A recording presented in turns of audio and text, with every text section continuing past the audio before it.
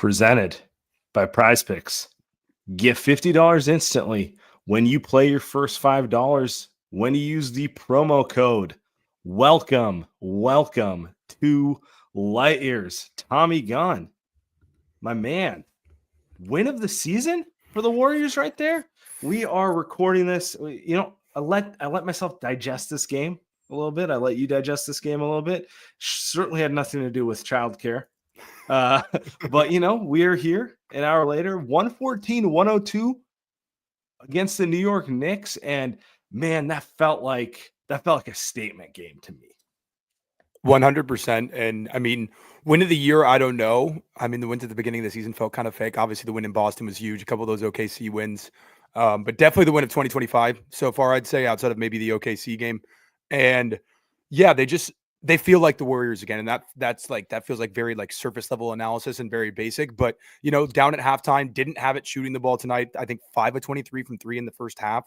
And we'll jump into that a little bit later, but yeah, I mean, third quarter Warriors show up and then obviously Steph, Jimmy kind of close it out down the stretch. That's the formula you're looking for right there. Like exactly what they did tonight. They've won a couple games now where they really haven't had it shooting the ball wise. And it just shows how much more versatile they are and how much tougher they are, how much better defensively they are post trade. I want to say they were 5 of 23 from 3 in the first half. Is that right? Yep. They have not shot the ball well since they got Jimmy. Like from 3, Steph has because he's Steph, and Quentin Post has because apparently he's 7-foot Steph. But no one else has hit any outside shots all year for this team. But the thing that stuck out to me was I feel like before this trade, if they were not hitting threes, it's curtains. I know they had like the 8th or 10th ranked defense for most of the year before this trade, but if they were not hitting shots, they would have been down 20. It would have been over. You and I would be getting on here, would be angry, agitated, just blaming everyone, telling Joe Lacob, fuck off, whatever. By the way, Joe, we love you now again. But you know what I mean? Like in the before this trade, they did not have the toughness to withstand not being able to hit shots. And like, it was frustrating offense to watch. Like it was some gross offense, particularly since they got a bunch of open shots. And now like I felt this way watching them for pretty much since they got Jimmy, but like I needed a game like tonight to really reinforce my belief, which is, yeah, they're going to need to hit some outside shots. Like you're just not going to win games going 8 for 40 from 3 on a consistent basis, but they have enough toughness and enough grit to withstand spells of not hitting shots, keep themselves in the game, and just wait for someone to come alive. Yeah, I mean, the defense is just, it was, like you said, it was good before Jimmy, but now it feels stingy in a way it didn't before because you have not only Draymond now manning the back line, but you got Jimmy too. And those guys are so smart. They get guys in the right positions, and you can tell how much freer a guy like Moody or a guy like Podz feels pressuring the ball. Teams don't really have space against them anymore, it feels like. And Moses did an outstanding job on Brunson, I thought, tonight. Moses was plus 21. And I think that's largely related to the defensive job he did on Brunson. Like, he was incredible. But yeah, they didn't have the ability to consistently win games like this, right? Like every once in a while, they could win a low scoring game defensively and where they didn't make shots, but it wasn't the norm. This didn't feel like an aberration. It didn't feel fluky. This felt like a repeatable pattern. And like you said, they needed this, not only this type of win, but this type of win against a good team. I know the Knicks didn't have Cat tonight, and that obviously matters. But similar to like the Cavs in 2015 in the finals when Kyrie went down, they just morph their identity, right? They become totally defense first. They don't really have a bad defender out there besides Brunson, but he's a guard, so you can hide him. So it's a different Knicks team than like their peak version with Cat, but still a very good basketball team. Like they got a great night from OG to replace a lot of that Cat offense. But, outside of OG, they did an outstanding job on Brunson and pretty good job on Bridges and like the main guys for New York. And yeah, it was another professional win, man. It was another just professional win by what's becoming a very good basketball team. And it was a physical, it felt like a playoff game. Like they were like Quentin, you saw the limitations of Quentin Post in a game like tonight. Like, I'm not trying to pick on him, but like him not being able to finish in traffic when Mitchell Robinson, OG are getting more physical with him and he's not getting foul calls that he might get on a normal January or February game. Like his playoff basketball, you see he kind of turns into a pumpkin in the sense of, if he's not hitting threes, he's probably not ready to play this level of basketball at this time, right? And that's kind of what this type of game was. Like, it was ugly, it was grimy, and that's what it's going to be for this team going forward. Like, really, that's really what it's going to be. And just, I believe, like, the biggest thing I can say is I don't think anyone is going to punk a team with Jimmy Butler and Draymond Green and Stephen Curry, who's tougher than he ever gets credit for. And just like the construct they have, they may run into an offensive issue where they just don't have enough talent to score at some point, but it's not going to be a soft bend over, like lay down type of team, which I feel like is what we saw the last 2 years with them, really. Like, and that's just such a welcome change for me, because I'd like, if they lose, I'd rather be like, you know what, they played their asses off and they just didn't hit. They just didn't have enough. They need another shooter. They need another whatever it may be. I hate losses where I'm like, man, they got hit in the mouth and they just folded. Like the playing game against the Kings last year was the ultimate make 2 to 3 mistakes. They hit a couple shots and everyone was ready to pack it up and go home. Like, I hate that type of team, Yeah, it just doesn't feel like they're going to beat themselves anymore. Like you said, if they lose, it'll be like purely a talent issue. Whereas before it was like, how many of these guys do we actually trust to show up? Like, I have no doubts that like Steph and Draymond and Jimmy are going to show up in the big moments. And I know there's some questions about Jimmy's offense right now, and I guess he's leaving a little bit to be wanted on that end. But he'll turn it up in the playoffs. I don't really have many doubts about that. A lot of the mid-range jumpers he's passing up right now, those will be shot attempts in the playoffs, because genuinely, like, you just can't generate as many open looks for role players in the playoffs. That's just kind of how it works. So, but yeah, they just feel like they're not going to beat themselves. And like on the offensive front, he's kind of been this guy for a few years. It's frustrating. Like, it is part of the reason he got him for cheap. People get tired of the Jimmy. Is he going to bring that full intensity, or is he going to go through the motions and just run the offense type of guy? I actually loved the game he played today. Like, he did a lot of the settle into the game, move the ball, play smart, but he asserted himself physically in the fourth quarter when they needed it, particularly those minutes without Steph. That stretch at the beginning of the fourth, I don't think Steph went back in until about 6.5 minutes. They didn't bleed. They held. They had a 2-point lead, and I want to say they held it for the most part there. That was all Jimmy. That was Jimmy. He got to line a couple times.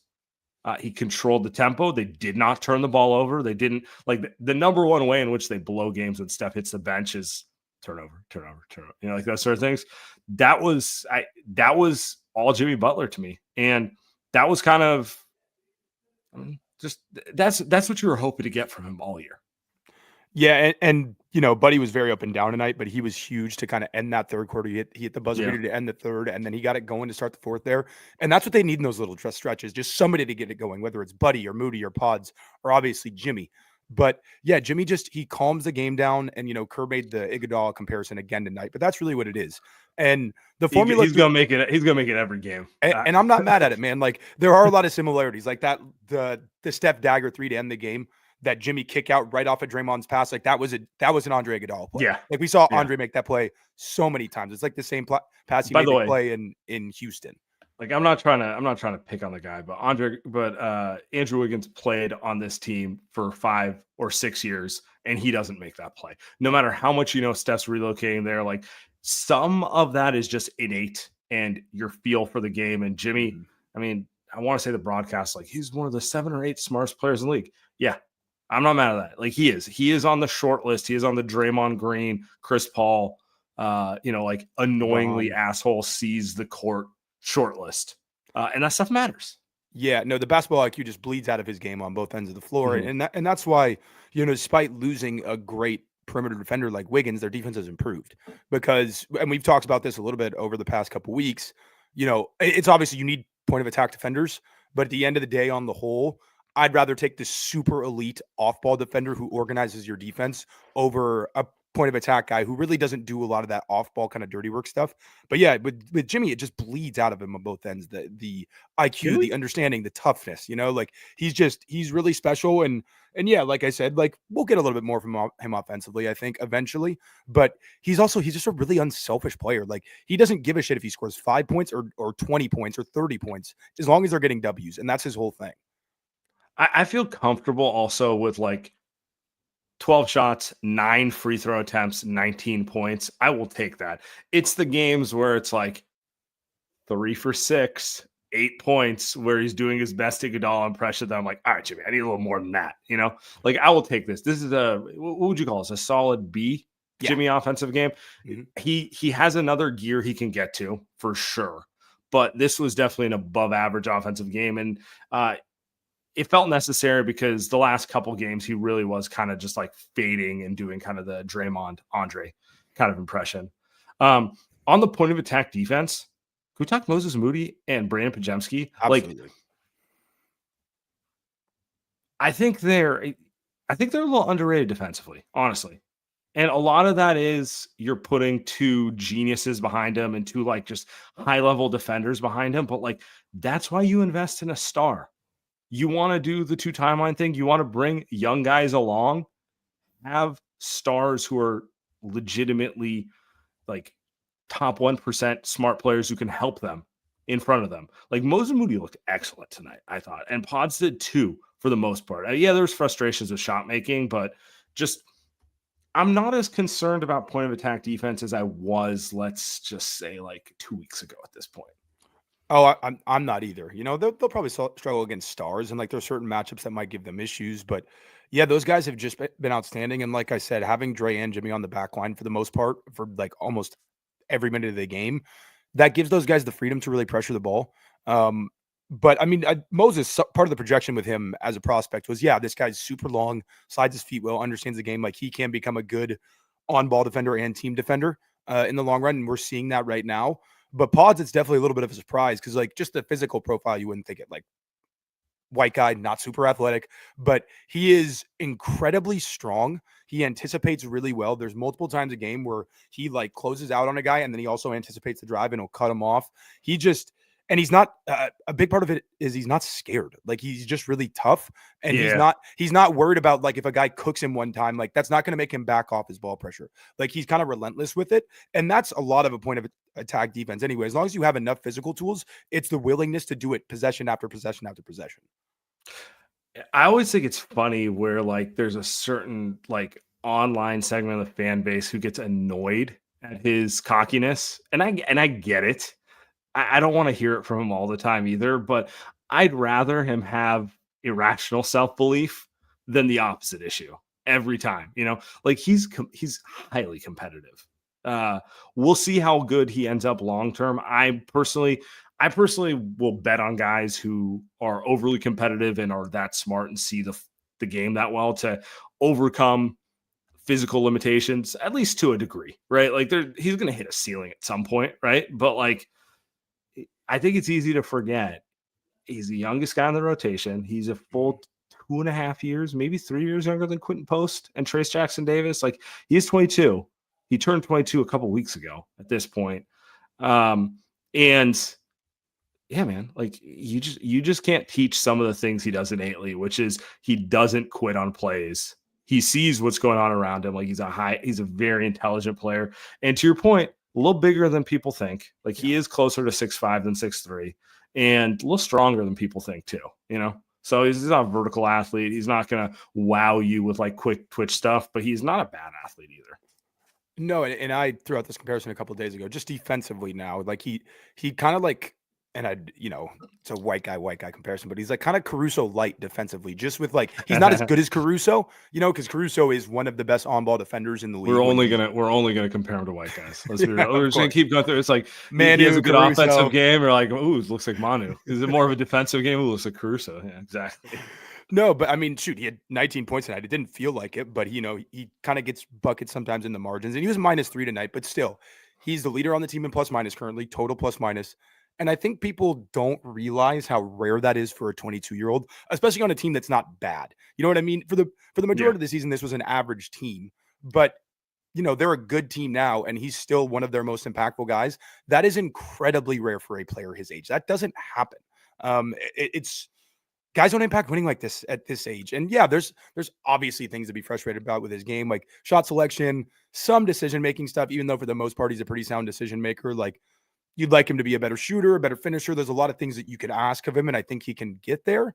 But at the same time, like it's just incredibly unique to find a guy this young who can impact the game at this level and do as many little things, competitive winning things as he does.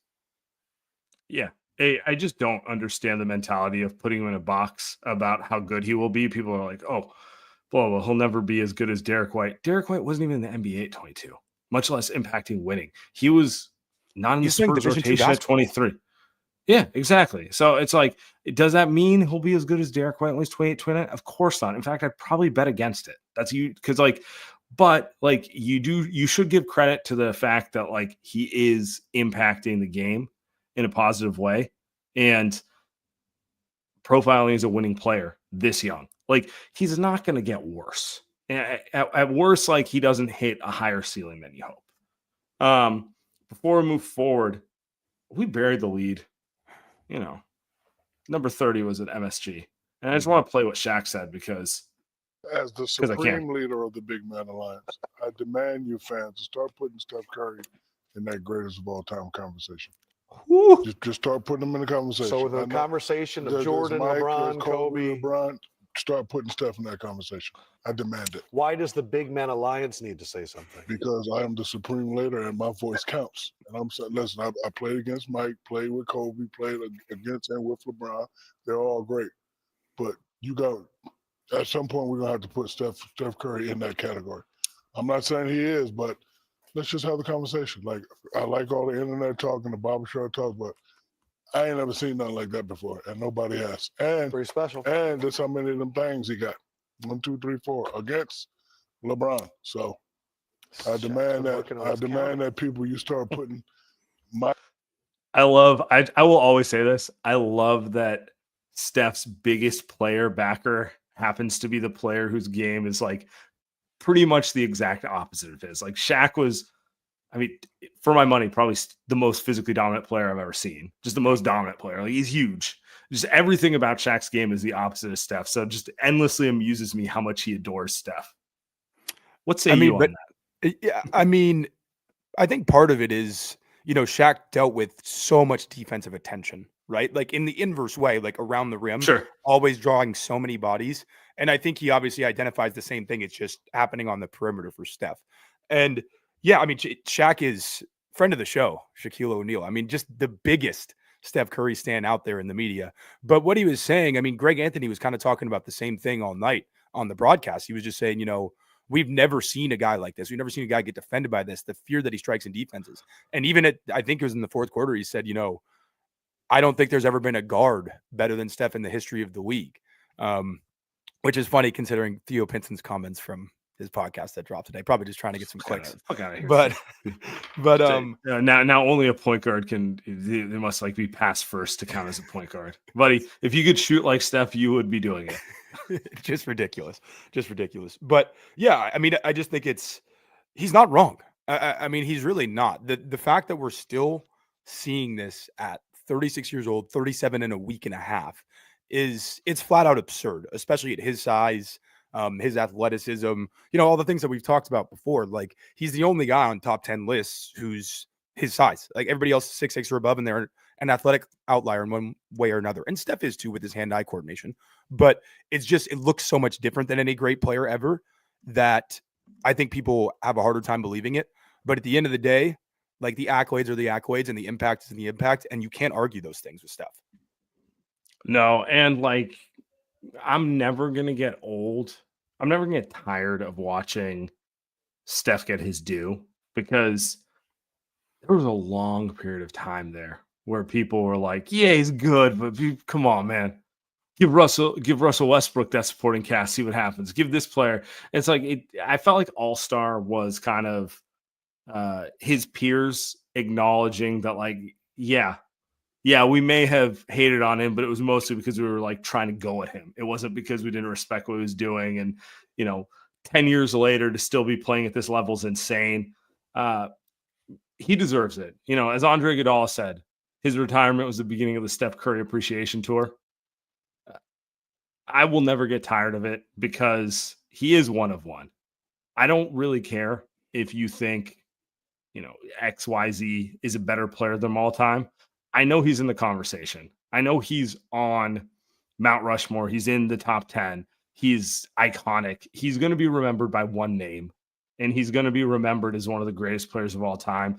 And everything beyond that is like window dressing and just like, I don't really care if you have him 8th and you think Hakeem is better than him. It doesn't really matter. You at least acknowledge he's in the conversation, you know? And for what it's worth, he's not worse than Hakeem. But you get what I'm saying. Like, it's like when you're a little younger and thinking about it in a different context, you're like so hyper focused. Like, how could you say that player's better than him? That sort of thing.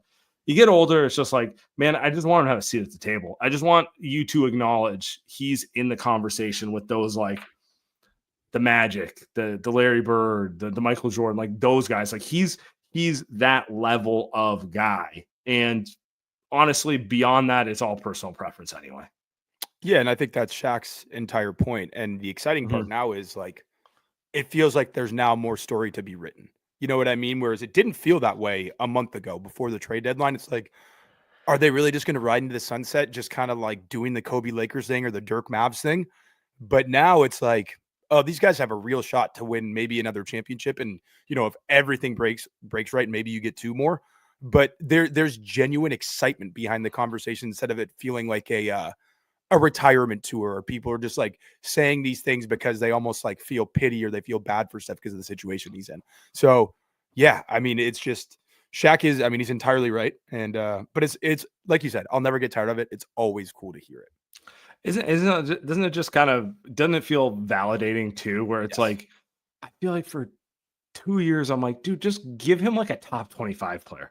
I'm not asking for Anthony Davis, although anyway, but like, you know what I'm saying? Like, but like, I'm not asking for you to pair him with like Shai Gilgeous-Alexander or to like randomly send Luka Doncic here or something like that. Again, I wouldn't be opposed, but I'm not asking for that. I was just saying, get him like a legitimate guy who is an all-star in any context. And lo and behold, he gets Jimmy Butler. And what's he doing again? He's averaging 36 and 6, looks like Steph, looks as good as always, and looks every bit the generational superstar that we expect him to be. And the team's 9-1, which is, you know, the most important thing at the end of the day. They look like a real serious basketball team again, which they did not for really the past 30 months until they traded for Jimmy. So it's exciting, man. All right. The chat is someone in the chat saying this is a second round team at best. No. Well, actually, let's get into it after the break. Let's pay a bill real quick. Let's do that. All right. Light Years podcast is brought to you by Prize Picks. Run your game all season long on Prize Picks. Prize Picks is the best place to get real money sports action. With over 10 million members and billions of dollars in awarded winnings, Prize Picks has made daily fantasy sports accessible to all. You just pick more or less on at least 2 players for a shot to win up to 1,000 times your cash. Prize Picks is the best way to win real money this basketball season. Which players are going off? Which ones aren't? Make your picks in less than 60 seconds and turn your sports opinions into real money all season long on Prize Picks. Prize Picks also offers weekly promotions that can lead to big payouts like Taco Tuesday. Each Tuesday, Prize Picks discounts select player projections up to 25% to add even more value to your lineups. So download the app today and use code LIGHTYEARS to get $50 instantly after you pay your first $5 lineup. That's $50 instantly when you play your first $5. Prize Picks, run your game.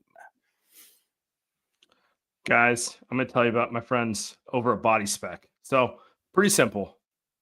You're always curious. You want to know about your body's composition. You want to start your fitness journey. You want to get into better shape. Standing on the scale, sure.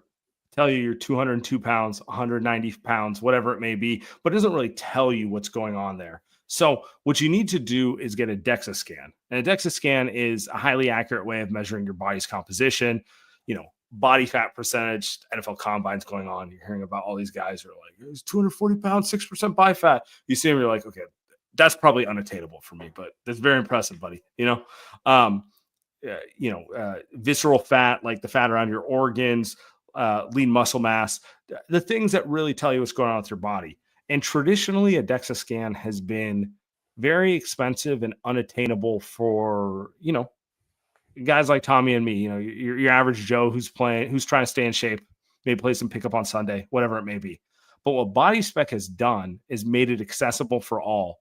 Use the code LightYears45, get a DEXA scan for only $45, and start your fitness journey. They have locations in San Francisco and in LA, and they have mobile vans that will come to you. So they will come to you in the greater Bay Area or the greater Southern California area, 15 minutes, scan your body, email you your results, start that fitness journey with Body Spec and with the promo code LightYears45. All right. So Warriors 9-1 with Jimmy, 9-2 since the trade. Obviously, he sat one game. And getting questions in chat going, this is a second round team at best. And I actually had this on the rundown. I was curious at your thoughts on it, Tommy. Do you believe in this team? Do you think they can actually get to a conference finals? So what I'm saying to you really is, can they beat OKC or the Lakers? Because to get to the conference finals, I feel like they're going to have to go through one of those teams, right? Or Denver, really. Like, let's be honest. 2 teams make the conference finals. So they don't need to beat all of them. But can they beat an OKC? Can they beat a Denver? Can they beat a Lakers? Can they get there? Do they actually have what it takes to get to a conference finals? Yeah, absolutely. Do I think it's the most likely outcome? Of course not, because playoffs always take a little bit of luck. Playoffs always take a little bit of luck. But yeah, I believe way more than I did before the trade. That's for goddamn sure. And there's some good tests coming up. Like they play Denver in a couple weeks. They don't match up with OKC again. I believe they have the Lakers once more. So we'll get to see that like in real time. We'll get to see how it unfolds with Jimmy against that style of opponent.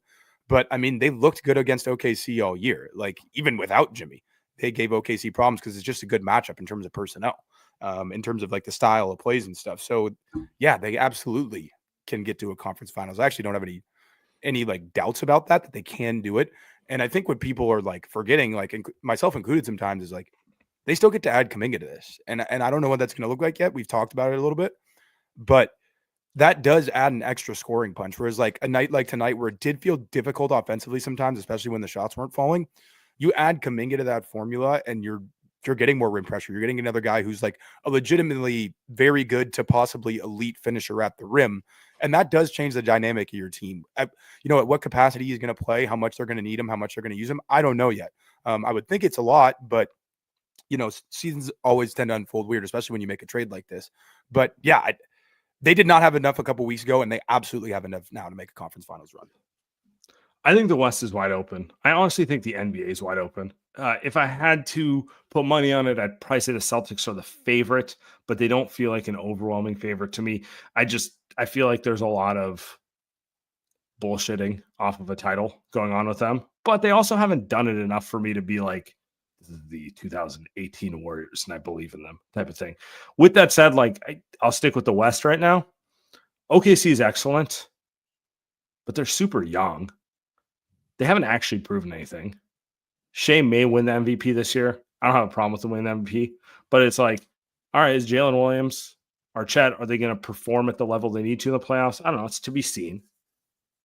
Denver, Jokic is probably the best player in the league game to game. Jamal Murray, I still feel like he hasn't got anywhere close to what he was in their title year. So they feel very vulnerable. They don't feel like the same team. Jokic may be the same, but they don't feel like the same team by any capacity. The Lakers the Lakers honestly probably scare me the most because LeBron looks phenomenal right now and Luka's Luka, and the role players seem bought in. But it's not like they're a perfect team either. It feels like a very wide open West to me. And then I'm not even going to mention the Houston and Memphis of the world.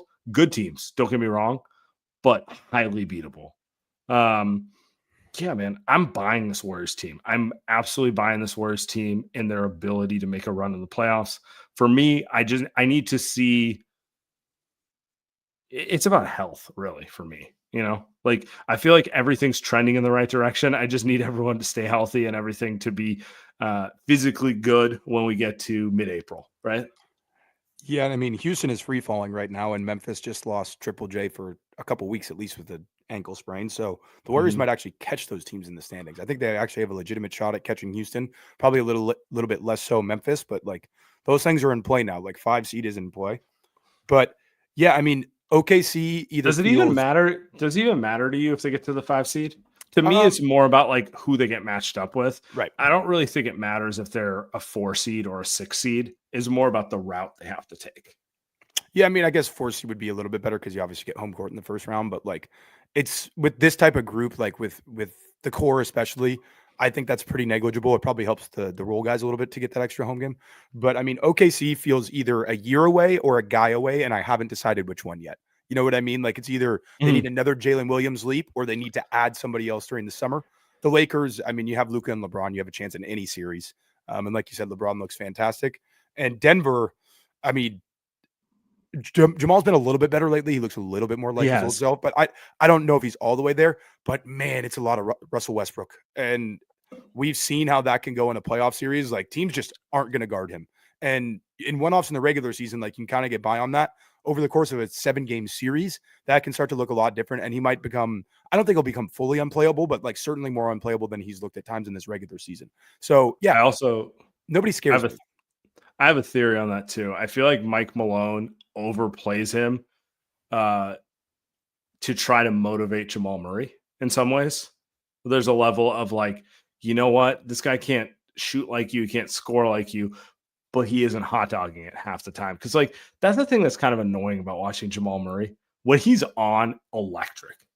One of the better shot makers in the league, right?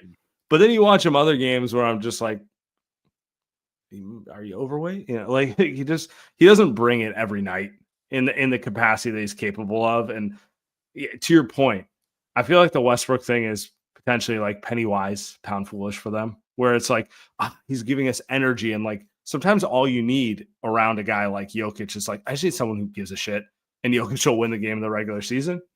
And then you get to the playoffs, it's like probably needed Jamal Murray to figure his shit out a little more so. So I don't know. I don't know where they land, but they feel somewhere in between scary and highly beatable, if that makes sense. You know, like Jokic is always gonna, you know, he's that good. I'll tip the cap to him that way, but like the team itself feels like it could go in any direction for me. Let me play the Steve Kerr thing one more time. I feel like we're getting a little too ahead of ourselves, but I wanted to comment on that.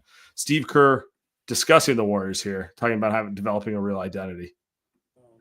They all count, obviously, but it felt good, you know, on the road on a back-to-back against a great team, and kind of hanging in there when shots weren't going in the first half. Just liked how solid we were for the whole 48. Every possession mattered, and there was purpose. And Jimmy has a lot to do with that. But I give all of our guys a lot of credit because they're finding a real identity, and it's fun to watch unfold. What would you? I mean, you said a real identity. What would you describe? Two-way team. Last 10 games I think we're second in both offense and defense. Obviously, small sample size, but that's when we got Jimmy, and so things have clearly turned with him. He's a great complement to what we already do, just with his ability to pass. But what he's adding is that maturity and poise that we've made the Andre comparison. He's not the exact same player as Andre Iguodala, but he has the same influence. Just constantly reading what's happening, settling us down, and. What are your thoughts on that true two-way team? Sometimes it feels like the offense is the lacking part of the two-way team, but yeah, no, the offense is definitely a bit behind. But like I said, that's why I think the Kuminga edition is going to be so interesting when it happens, probably next week. But he's entirely right, and the formula for a while has been just put like an elite defense around Steph, and you can kind of figure it out. And obviously they needed some more offensive help over the last couple of years. Like you can't just have one guy who can dribble the basketball and create shots. But Jimmy obviously helps in that capacity. But the defense being as good as it is again, it gives them a legitimate chance in any series. And I think that's kind of the overall point. Doesn't mean they're going to be the favorite, doesn't mean they're going to be picked to win, but it gives them the opportunity to win a series. And you mentioned this earlier. This felt more like a playoff game tonight. Lower amount of free throw attempts. Like, you really had to get fouled to get to the free throw line. The flopping wasn't working. And the Warriors have always been better defensively in those environments because they do play physical. You know what I mean? Like, when the fouls come down, when the free throw attempts come down, they've always been better like that. And a lot of their game planning lends to more of a playoff style basketball, the way they'll just kind of ignore role players. And that's why they'll get beat by it sometimes in the regular season, is because some random role player get hot, like Quentin Grimes, because they're kind of leaving him, or like, you know, name any guy over the past couple of years who's gotten hot and beaten the Warriors. But over a playoff series, that doesn't really happen that much. You know what I mean? That's not going to beat you over 7 games necessarily. So yeah, I mean, I totally believe in the identity. And like I said, it gives them an opportunity to beat any team in the league right now in a series. And I genuinely believe that. Would you think of the fact that in the fourth quarter, they went to Gui Santos and then Looney? Like, I feel like they're going to, in general, have Steph and Jimmy and Draymond out there. And then, you know, it's a question who the other two guys are. Everyone's kind of an imperfect fit. I like them all for what they are. But, like, you know, Podz, the shooting's probably not consistent enough. Moody, same thing. Keep going down the line. I thought it was interesting he went with Gui. I mean, that's my guy, dude.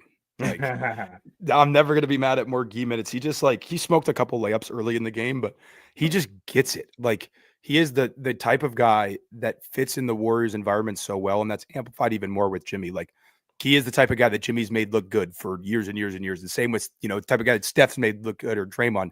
He understands where to be on the floor on both ends. He's incredibly physical. I think he's a better defender than he kind of gets credit for. He's a good off-ball defender, but he did a nice job on Brunson on a couple switches tonight. He can stick an open three just well enough, and it looks good enough coming out of his hand to where you can't leave him wide open. And he's a smart cutter and a smart passer. Like, he just doesn't make a ton of mistakes.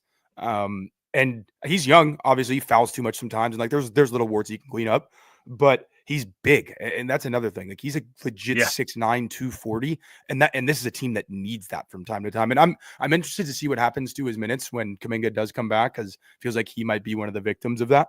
But, you know, as long as they're like playing with a lead and they don't need a ton of offensive firepower, I don't mind going to him, because he's going to be sound defensively, he's going to rebound, and he's going to make the right decision on offense. Yeah, I'm in favor of him playing more, because, to your point, he fits the physical profile what they need, and he gets it. Like, he understands he's a, you know, borderline G League guy. Like, he doesn't stay in the NBA if he doesn't play hard every possession. He obviously has the body and the size. Like, I think he's 6'8". I know he's listed at 6'7". You see him, like, he's a bigger wing. He's also got to be 230, 240 pounds. Like, he's just a big dude. Plays incredibly hard, sees the floor well enough. Like, he understands where he's supposed to play off of guys, and just enough of a shooter right now. Like, I'm curious to see if the shot is real or marginal real. You know, yeah, he's listed at 6'6", but I'm sorry, if he's 6'6", Draymond 6'4". Yeah, no chance. And to be fair, Draymond might be 6'4", but you know what I'm saying? Like, he's pretty big for a wing, you know, like, he's big for a wing outside of LeBron and KD, who are a different planet in terms of size. And I just want to see him play more. Like, give him more opportunity. He is the exact type of player this team's missing.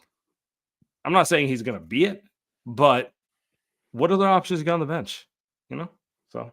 I mean, Quentin Post, who's been really good, obviously, but, you know, he definitely leaves a little bit to be desired when the game gets more physical, and I think he'll get there eventually. But Post is definitely overwhelmed by the speed and the physicality of a real ratcheted up game. But I think a lot of those minutes could go to Gui, because you essentially just shift from like a Draymond at the 4 lineup to Draymond at the 5. And Gui is that, like, he's kind of a prototypical, like, modern small ball, like, role player 4. Like, he has the size, he has the intelligence, he has the ability to shoot the ball. It's like the PJ Washington thing. Like, I'm not saying he is that, but he could develop into being that player. And every team could use a big wing who understands his role, hits an open shot, dives for every loose ball, defends, rebounds, just kind of understands their role on the team. Because usually the guys who are doing that are 6'3", 6'4". You get a guy who does that who's 6'8", 6'9". That's what you want. That's what you want right there. I mean, and hasn't that been the exact issue? Is like all the guys that Kerr wants to play are 6'3", 6'4". That's been the issue the last couple of years. Like a Dante or a Podz or CP or just like anybody like that who brought all the intangibles. They weren't big enough, and that's the issue they kept running into. It's either you play big guys who like don't understand how to play, don't understand how to like connect a game, move or, like, slow. Yeah, exactly. Or you go with smarter guys who understand it, but then you're just giving up so much defensively on the glass that it ends up all being negligible. But no, Gui kind of fits that mold of what they need. And yeah, I mean, anytime he's getting more minutes, I'm really not going to be mad at it. I'd actually be interested to see him next to Kuminga because I think it has an interesting chance to be a good front court fit with like a Draymond or a Jimmy out there as the third front court guy, just because their skill sets kind of contrast in a way, Gui and Kuminga. And I think they could actually look really good together because, God, I would guess they played probably less than 100 minutes total together just because of injuries and rotation stuff. 10 yeah, like legitimately. Yeah, 100's a very that's probably way over. But I'd be very interested to see how they fit next to each other, especially against other teams' benches. The other one is Kevin Knox, who did not play particularly well tonight. No. I think he's better than Kevin Knox. Yeah. In general. But Kevin Knox also intrigues me from the same perspective in terms of, and in his case, it's a little more interesting because he was a former lottery pick, got drafted super young, washed out of the league. You can see he understands what his role in the league is now, and he's really committed to it. And like Gui, I'm just curious, like, can he hit enough shots? Is there enough there? But I like when he plays, and I would like to see the Warriors give both those guys continued opportunities because, like, it's going to be tough to play Moody at the power forward as many minutes as they are. Like, life would be a lot better if it was one of those guys just from a positional size perspective. 100%. And yeah, he's interesting and he's young and like there is potential to grow.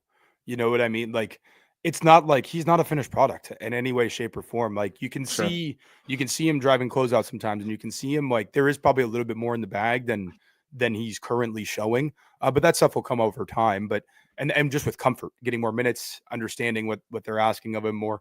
But I just think he can develop into a really nice player, and he's a guy that can be valuable for this team, not only obviously this season, but like moving forward. So there's really no reason to not try it out. And like honestly, this is why it was nice to like move. Not that Lindy was bad, but like move off of a guy like Lindy or like Kyle Anderson because it opens up minutes for a young guy who number one gets it, and you just kind of want to see what you have with him because if you can get a guy at his number, like providing real impact, like his contract number, providing real impact, like that's so valuable, especially with how they're going to have to build the team over the next couple of years with owing Steph $60 million a year, owing Jimmy $50 million a year, owing Draymond $25 million a year, and then the Kuminga extension if that comes into play. So they're going to have to make some of these wins on the margins, and I feel like he has a really good chance of being one. For sure. All right, let's do some Via. 2025, a new you, a new year, and full of new possibilities. Don't let the bad times of 2024 bring you down. This year, reach new heights with Via. Trusted by over 500,000 happy customers, Via is the Swiss Army knife of wellness, dedicated to harnessing the natural benefits of hemp to create high-quality wellness products.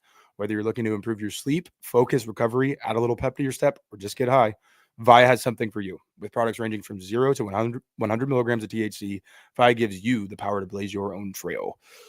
Took some of I was restless last night for whatever reason, so I took some of Via's Zen gummies, their sleep gummies, the CBD ones, and I preached about these so much, but like they legit give me the best sleep that I've probably ever had in my life, like better than melatonin, better than anything. So I will swear by that product forever, and I will definitely be ordering some new ones when that time comes. Via is well renowned for their award-winning THC and THC-free gummies, vapes, THC flowers, soothing topicals, and calming drops. Via legally ships to nearly all states in the U.S. in discreet packaging directly to your door with a worry-free guarantee, no medical card required. So if you're 21 plus, check out our link to Via's website in the description and use code LIGHTYEARS for 15% off. That's code LIGHTYEARS to receive 50% off. And if you're new to Via, you get a gift free of choice just by mentioning our name in the dropdown. Please support our show and tell them that we sent you. This year, enhance your everyday with Via. Let's talk a little Timeline Nutrition. Guys, I'm here to tell you about Timeline. Cellular health is the foundation of well-being and longevity. And with MitoPure supplements, you can support your health by encouraging cellular renewal. MitoPure recharges your cells, supporting any goals by helping all your systems work better. With MitoPure, you'll feel different in your energy levels, your workouts, your endurance, and your recovery. MitoPure is the only supplement on the market clinically proven to target the effects of age-related cellular decline. MitoPure is research-backed innovation that unlocks your fullest potential. Now's the time to take charge of your well-being and accomplish all your goals you've set out for yourself. I've taken MitoPure supplements, and I can tell you it's been a game changer. My workouts are better. I feel like I have a little more energy, and I can rest knowing I'm taking care of my health. It's one day at a time. It's easy to take. You'll thank me later. Right now, Timeline is offering 10% off of your MitoPure offers. Timeline.com/lightyears. That's timeline.com/lightyears. It's a great ad, by the way. Dude, it's been a month since the Luka trade, and I really still can't get over it. I just want to say, like, the Kyrie injury fucking sucked. I don't know. He might have been my favorite Warriors villain, and villains like the Warriors Cavs matchups were so much fun, and obviously it's all about LeBron, but like Kyrie was terrifying. Like, I don't know how else to put it, because it was one of those things where it's like I hated, and then I hated more when he left. And then this last like couple years had really been like me being like, dude, I can't hate. Like, that is, if you like basketball, you love watching Kyrie Irving play. So it just sucks because he's 33 years old. I'm not particularly optimistic about what he's going to look like when he comes back from an ACL tear at 34 that long. But man, that just fucking sucks. Yeah, I mean, there was so much vitriol in those Warriors Cavs matchups. It was impossible to like anybody from those teams. Like, it was a true rivalry. It was like the last really true rivalry in the NBA. We really haven't had one since, I guess, Houston, Golden State as well, but that was kind of the same time. Same era, yeah. Yeah, and there was some Golden State Memphis stuff, but it wasn't even close to what we got with Warriors Cavs. But yeah, over the past couple of years, I think you nailed it. Like, I've grown to like love and appreciate Kyrie. Like, he really did revive his career going to Dallas, getting traded there, and you can just tell how much the guy loves and appreciates the game of basketball in a very similar vein to KD, to where as you get older and like as these guys have been in the league longer and they continue to do it at this level, it's just, you have to appreciate it. Like, at a certain point, like, you're just such a hater that like it's not even like cool or funny or like any of that stuff. It's just like, dude, this guy's so exciting. He's one of like the most unique offensive talents we've ever seen. He clearly loves the game, and this means so much to him. So hating just feels stupid. It feels dumb. So yeah, it sucks, man. Like, and Kyrie's been like a little bit injury prone over the course of his career, but never anything like this. Never like a major catastrophic injury. And at his size and at his age, I mean, I hope he comes back and is the same guy, but his game is so reliant on body control and contorting his body and like getting to all these crazy angles that there's no guarantee. But yeah, one of the most unique talents we've ever seen, and it just sucks. Does any young guy, like, because the thing about Kyrie, it's at its core the same feeling that Steph gives me, where I'm just like, how did he do that? And it's a different style of game, but you're just like, it's playground. It's kind of, it takes you back to pure childhood where like you're playing with your friends and someone does a move and like you just want to try to recreate it. And he does that for NBA players. That's why he's like adored, because he's one of the only guys who his peers are like, I can't do that, and that gets him a level of respect that's out of this world. And I was also thinking about it. It's like part of this whole like conversation about the face of the league and all that stuff. And like, it's so boring to me, but part of it is what young player really inspires the imagination the way that Kyrie or, obviously Steph does. Like Shea is a phenomenal player. Don't get me wrong, but does he bring out that like joy in you, or is he just figured out how to manipulate people? You know what I'm saying? Yeah. I won't pick on him, but my point is like, what young player is really bringing out that like, oh, I haven't seen this before. I need to watch this, and I feel like that's honestly the crux of the issue when people talk about like, oh, the face of the league and stuff. It's like, you don't get to like, no matter what ESPN or Nike wants to do, you don't choose the face of the league. The fans choose the face of the league. And there's not really a young player who like demands, like the young players who do, to me, it's like LaMelo, he's on, it's not an awful team. Ja, his career's kind of gone sideways, right? Maybe Ant's probably the one who most, just because like some of the explosive stuff he does. But I feel like that's kind of like that's the crux of it. Like the crux is like no young guys, quote unquote, taking the mantle from anyone.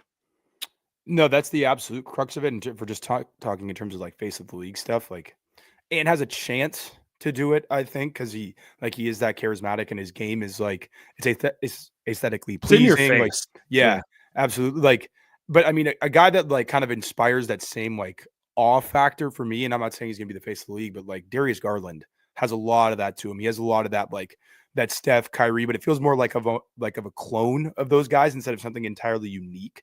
You know what I mean? Like there's a lot of Kyrie to Garland, there's a lot of Nash, but it doesn't feel like something that we've never seen before. And I mean, God, maybe the issue is like, where else is there to go with creativity? Like there's been so much proliferation of like basketball content, and it's so easy to get a hold of like just tape of guys. Like how much more creative can somebody get than like Steph or Kyrie? I just don't know. You know what I mean? Like Kyrie is one of the most creative guys we've ever seen. Same with Steph.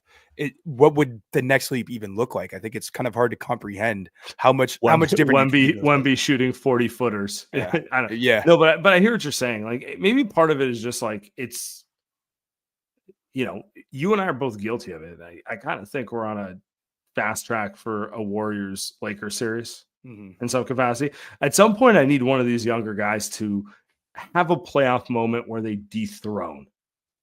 And they, like, to your point, Garland is fun to watch.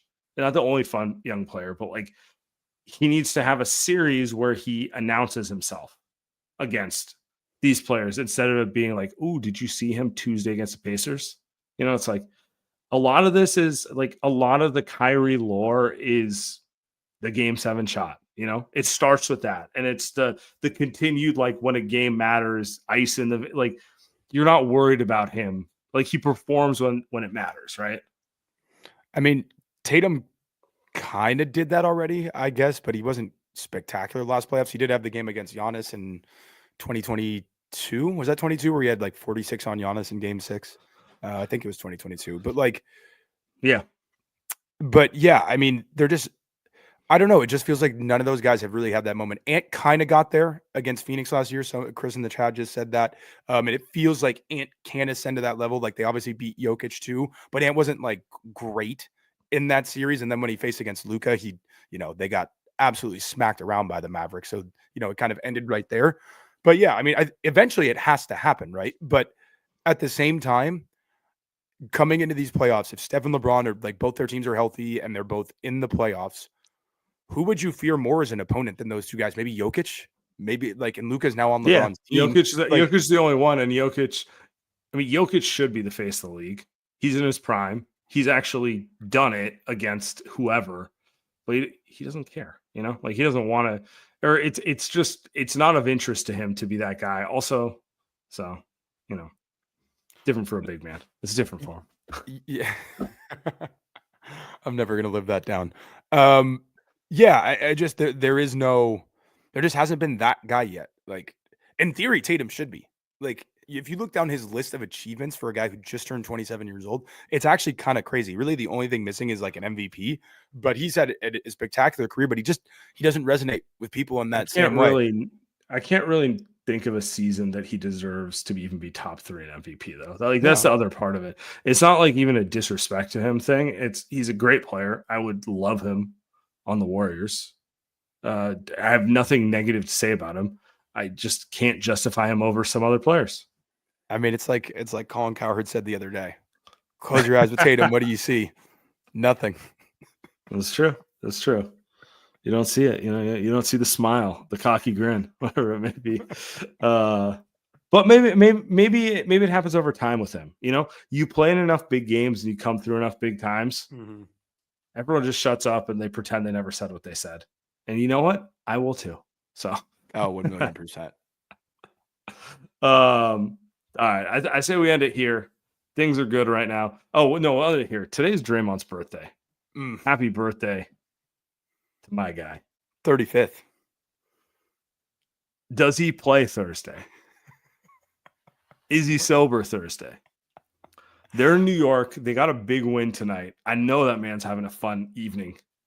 I know he's going to tell everyone, like, I'm not like I used to be. I just went to dinner with the guys. I don't believe you at all, buddy.